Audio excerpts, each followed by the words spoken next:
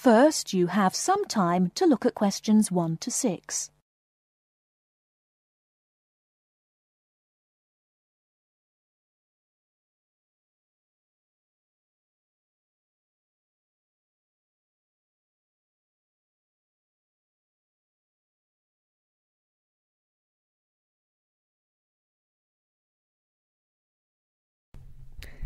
Good morning, Towers Car Insurance. How can I help you? Hello, I was wondering if you could give me a quote for my car, please. I'd like to insure it for a period of 12 months. Certainly. I need to take down a few details first of all. Can I have your name, please? Certainly, it's James Bartolo. Sorry, can you say that again, please?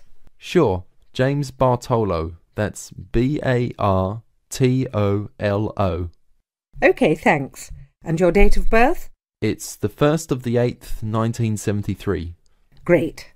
And can you give me your address, please? Sure, it's 146 Eastern Road, Chester. Fabulous. Now, is the insurance for just yourself? No, actually my wife drives the car too. Her name is Alice Jackson and her date of birth is the 23rd of the 4th, 1968. That's OK. I just need to write yes or no, and the make and model of the car you wish to insure. It's a 1998 Ford Laser. OK. And do you have any idea of the value of the car? Yes, it's around £4,000. I only bought it about a week ago. Before you hear the rest of the conversation, you have some time to look at questions 7 to 10.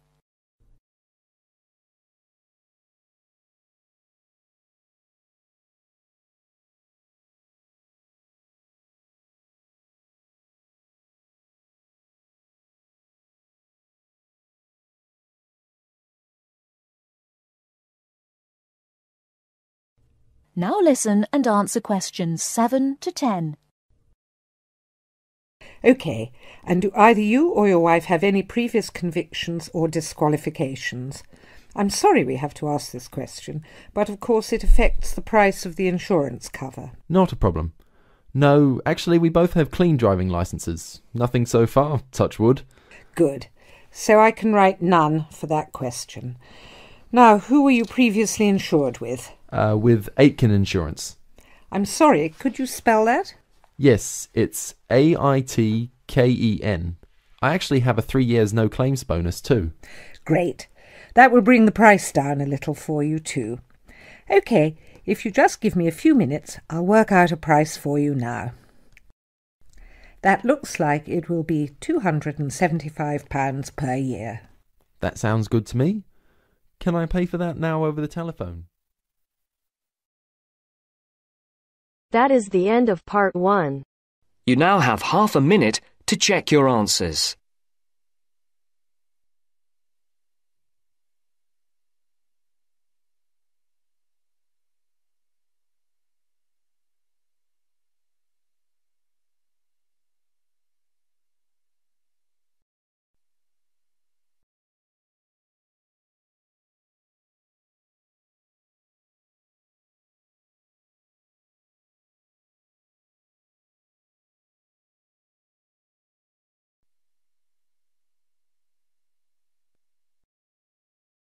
Now turns to part 2. Part 2. First, you have some time to look at questions 11 to 16.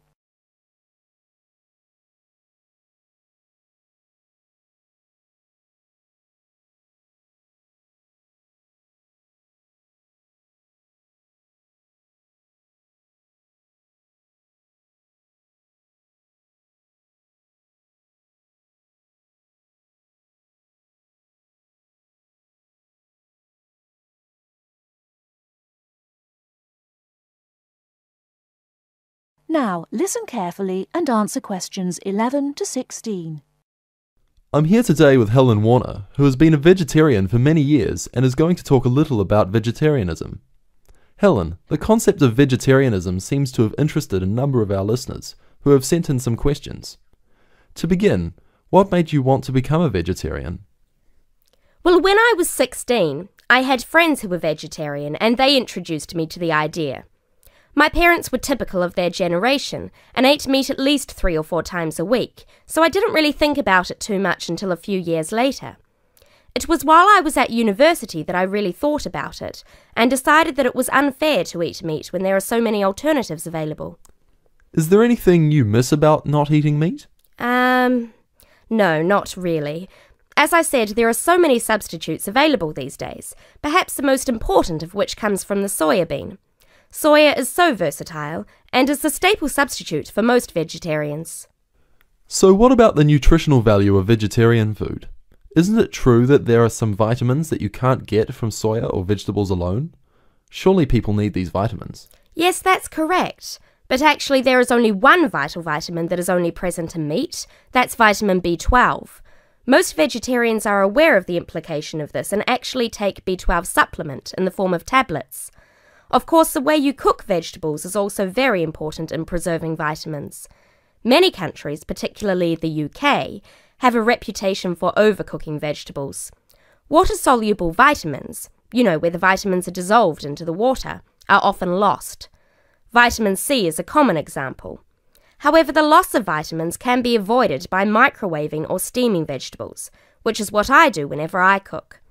Some people don't want to change their cooking habits too much, so if you do boil them, simply cut down on the cooking time. So a vegetarian diet is fairly healthy then? Oh yes. A lot of people believe that vegetarianism is unhealthy, but that's actually not the case. Vegetarians are actually considerably healthier than many meat eaters. Consider for a minute the health aspects of the incredible amount of meat this country and others like it consume. The statistics for beef eating, for example, are quite frightening. The world figure for beef consumption is slightly less than 11 kilograms per person each year. Yet in Europe, the average consumption is nearly double that, at 21 kilos per person. And in the USA, it is even worse, with the average person eating 44 kilograms of beef every year.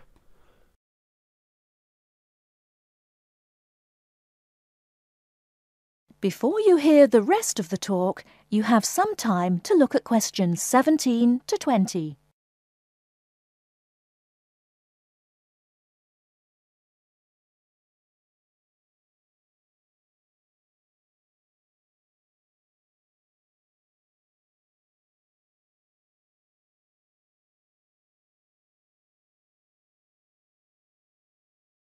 Now listen and answer questions 17 to 20. So are you suggesting that people stop eating meat altogether and everyone adopts a vegetarian lifestyle? No, not at all. Even in the healthiest diets, there is still a place for meat, but it should be eaten in moderation. Many nutritionists think of foods in terms of a pyramid, with the foods we can eat relatively freely at the bottom and the foods we should carefully restrict at the top. The majority of our diet should be composed of cereals, which would go on the bottom row of the pyramid. In this category could also be included such things as rice and pasta. Next, a good diet is followed by a roughly equal amount of vegetables and fruit. I have at least 2 servings a day of fruit and vegetables whenever possible. In decreasing quantities, you can then eat dairy foods, eggs, cheese, etc. Almost at the top of the food pyramid comes fish, carefully prepared of course, not dripping in oil or batter, and white meat. Chicken, for example, is a comparatively healthy meat, but again, a lot of this comes down to preparation methods. Right at the top of the pyramid come the ingredients of far too many Western meals, red meat and potatoes. It is particularly in that area that I would suggest moderation. Well, thank you very much, Helen. I'm sure that a lot of listeners are interested in your views. How could they find out more about the health benefits of vegetarian options? Well, there are lots of websites and books on healthy eating and vegetarianism, but it is always important to remember to consult your doctor before making any radical changes to your diet or lifestyle.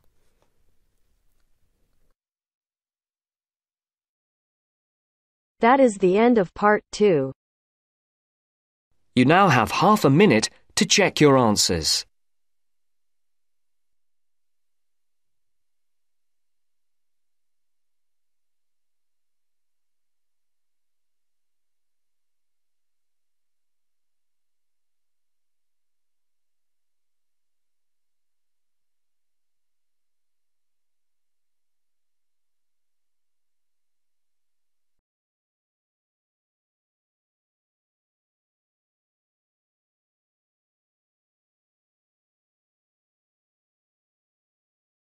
Now turns to part 3. Part 3. You are going to hear the rest of the talk about family history. First, you have some time to look at questions 21 to 25.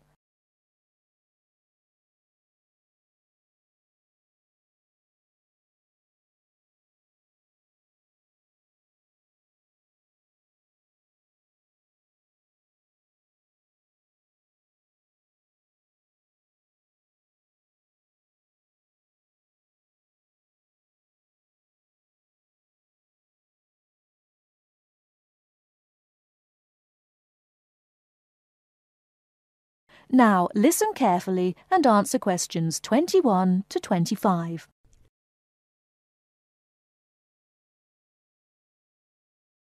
So, that's a few ideas about getting information. But what about methods of recording it? Of course, you can just write down what family members say. But it's even better if you can use a tape, so that you can record them as they're talking. Then you don't have to worry too much about making mistakes. You'll always be able to listen to it again. But whatever method you do use to record information, remember that it's very important to make a note of exactly how you got it. So, if you are using tape, always start the recording by saying the date and the place, as well as the name of the person you're interviewing. So, apart from people's memories, where else can you find information? Well, there are all sorts of documents, and they can be extremely useful. People keep lots of kinds of documents in the home, like photos or letters or diaries or birth certificates. And some people keep things from newspapers, like obituaries. Obituaries are announcements of a person's death, and they usually contain a lot of detail about that individual, like address, occupation, date of death, as well as the names and ages of the widow or widower and the dead person's children. So, be creative. Look around your home or the home of your relatives for any items that might contain clues, such as these about your family history. Okay? Before you hear the rest of the talk, you have some time to look at questions 26 to 30.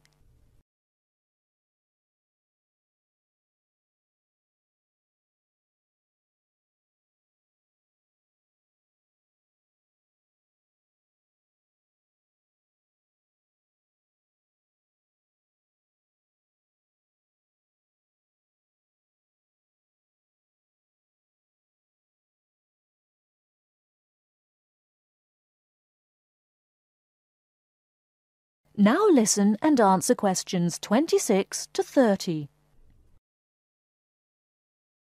Now, you'll find that you'll collect a lot of information, so you'll need to record it in an organised way. I'd recommend that you use an ancestor chart, like this one here. Can you all see? Yeah. Ancestor charts act like maps. They link 4 or 5 generations in a family tree, so they're very convenient, and they don't cost anything. You can get as many as you like. You just download them free from the internet. Then you fill them out as you go along, and for each individual you record all the key information next to their full name. It's very convenient. Now, at this point, I'd just like to give you a couple of tips about filling in the ancestor sheet. First of all, I'd advise you to use pencil, at least until you have definite evidence for the information you're recording. Secondly, as well as recording official names, I mean given names, it's worth writing any nicknames down. You know, these are the short names that people call you when they know you very well. And you can show them by using quotation marks. That's ancestor charts, then. They really do save a lot of work. Now, before I show you how to go about confirming the information you've collected... That is the end of part 3. You now have half a minute to check your answers.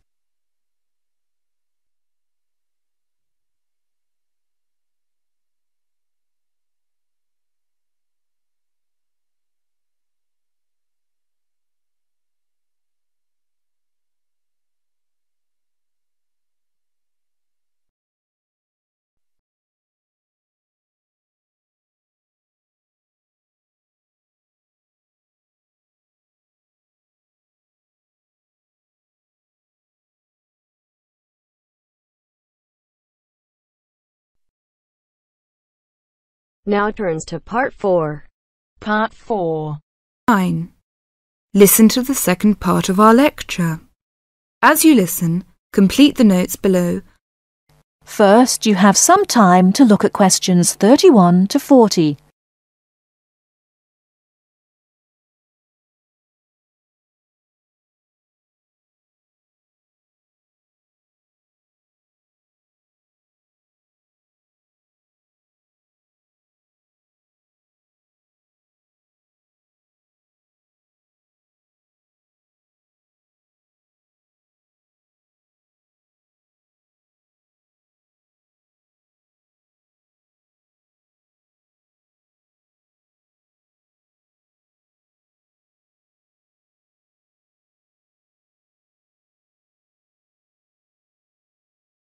Now listen carefully and answer questions 31 to 40. River dance is not just an expression of self-confidence, a kind of culturally interesting pop song. It tells the story of a people through song and dance. It tells the story of the people whose spirit was broken by an event which occurred in the middle of the last century, but continued to affect the society until 1961, the Great Famine. What is a famine? In 1840, the official population of Ireland was 8 million. They were largely poor and living in the countryside. They were beginning to have an interest in independence, and perhaps had things been different, Ireland might have been independent much earlier. But there was a serious problem in the agricultural system. All crops were grown to pay the rent of the land, and all that was grown to eat was the potato. This was fine until the potato crop failed, as it did from 1845 to 1848. The stories of what happened in those times live on in the popular culture of Ireland, and I won't tell them here, but the result was that 2 million people died or left the country by 1851. When you realise that the population continued to go down until 1961, you can realise what a disastrous effect this famine had on the people. Compared with China, imagine if the famine of 1960 reduced the population by a quarter and it kept falling to less than half of its pre-famine figure.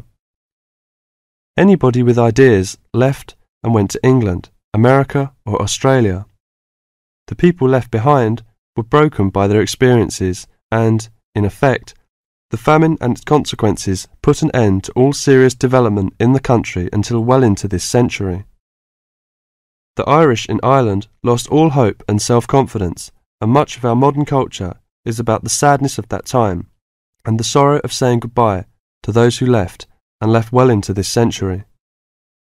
Ireland has the highest emigration rate of any country in Europe for the last 2 centuries. We even have an expression for this saying goodbye. It is called the American wake. It means the ceremony, like that of a funeral for someone going to America, because you will never see him or her again. Do you know why there is Irish music on the film Titanic? It is because most of the people killed were Irish. The leaving continued until the 1970s, because independence in 1921 was followed by a civil war and an economic depression. Almost every family in Ireland has relatives abroad, and up to the 60s in some places, of a class of 30 graduating from high school all left. Along the west coast, closed-up houses, from that time falling into ruin, are still common. That is the end of part 4. You now have half a minute to check your answers.